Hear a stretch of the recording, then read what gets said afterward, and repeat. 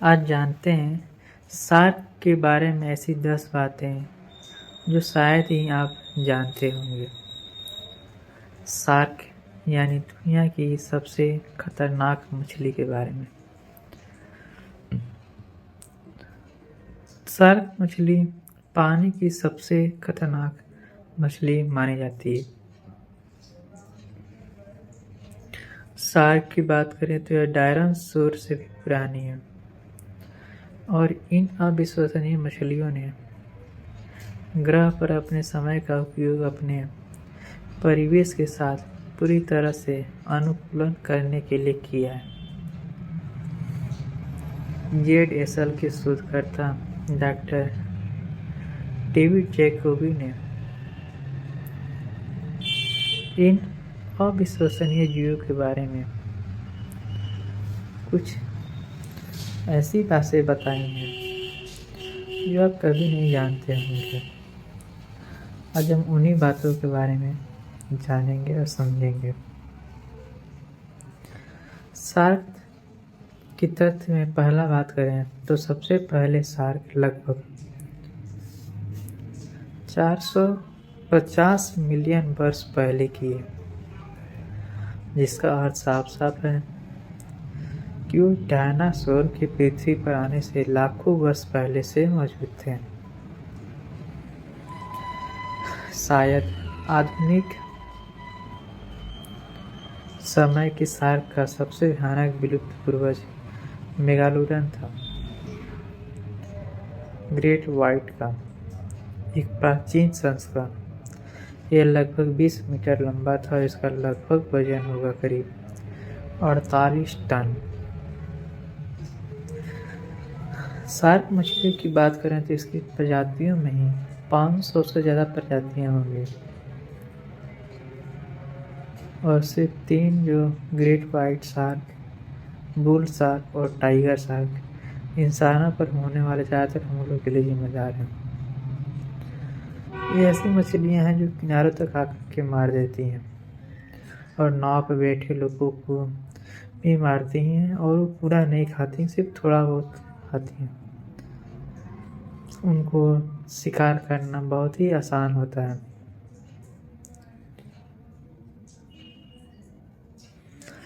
ऐसे हमले बहुत दुर्लभ हैं। वास्तव में शार्क द्वारा मारे गए हर इंसान के लिए इंसानों द्वारा 2 मिलियन शार्क मारे जाते हैं। दुनिया की 1/4 शार्क प्रजातियां विलुप्त होने के खतरे में। वास्तव में शार्क की तुलना में बिजली गिरने से आपके मारे जाने की संभावना 75 गुना ज़्यादा है।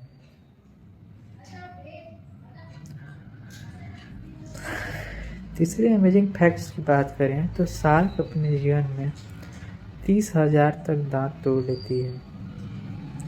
ये कभी भी नए दांत बनाना बंद नहीं करते हैं और उनके मसूड़े कन्वेयर बेल्ट की तरह काम करते हैं। दांत पीछे से बढ़ते हैं और ज़रूरत पड़ने पर आगे बढ़ते हैं।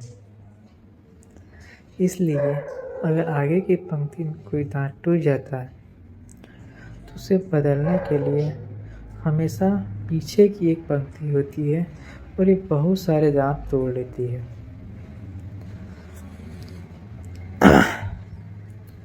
अगर शार्क के चौथे फैक्ट्स की बात करें तो समुद्र ही एकमात्र ऐसी जगह नहीं है जहां शार्क पाई जा सकती है, क्योंकि कुछ प्रजातियां मीठे पानी की प्राणियों में भी पाए जाने की क्षमता रखती है।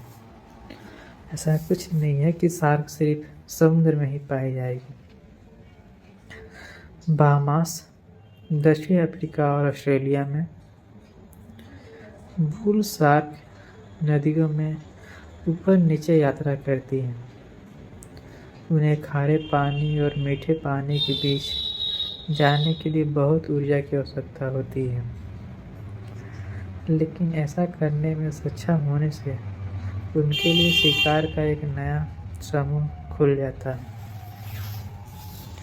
इस बीच एपालेट शार्क, जो न्यू गिनी और ऑस्ट्रेलिया में प्रवाल भित्तियों के आसपास पाई जाती हैं, कम ज्वार के समय पानी से बाहर निकलकर और फंसे हुए शिकार का शिकार करने के लिए ज्वार के पुल के बीच चलकर समुद्र छोड़ सकती हैं। यूके तट पर लोगों की सोच से कहीं ज़्यादा शार्क हैं, जिनमें ब्लू शार्क और बेस्किंग शार्क जैसी बड़ी प्रजातियां शामिल हैं। उन्हें अक्सर इंग्लैंड के दक्षिण पश्चिमी तट, आयरलैंड के उत्तर और स्कॉटलैंड के आसपास देखा जाता है।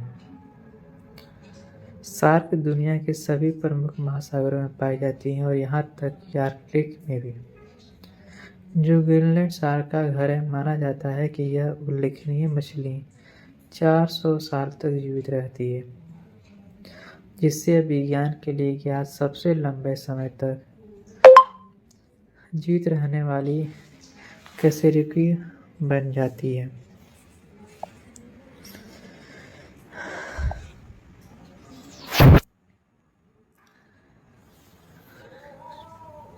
शार्क शिकार के कुछ बहुत ही अनोखे और चतुर तरीके अपना सकती है।